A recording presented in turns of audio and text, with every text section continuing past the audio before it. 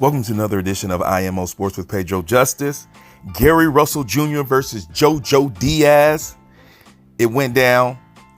Gary Russell Jr. was way too fast for JoJo Diaz. JoJo Diaz started the fight off not throwing any punches.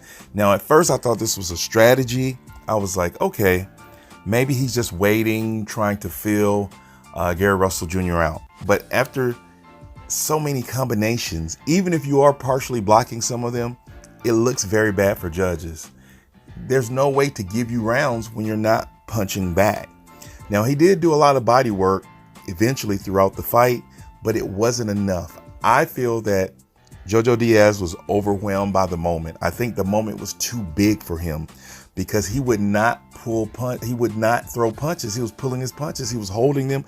He was just waiting and waiting and waiting. And guess what happened? Pop, pop, pop, pop, pop, pop, pop, pop, pop.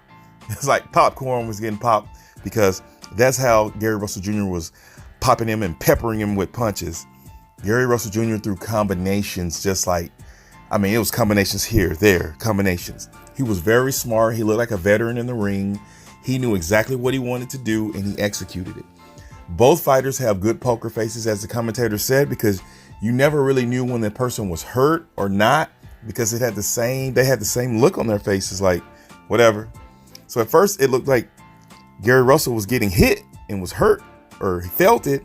But when you look at him, it's the same look, whether he's punching or getting hit. So he said later on that he hurt his hand. Either way, JoJo Diaz is a tough guy.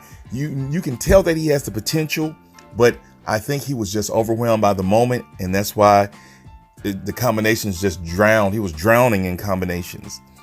It was a great win for Gary Russell Jr. There's really nothing else to say. I mean, the highlights tell the story. So let me know what you think. Until next time, it's Pedro Justice.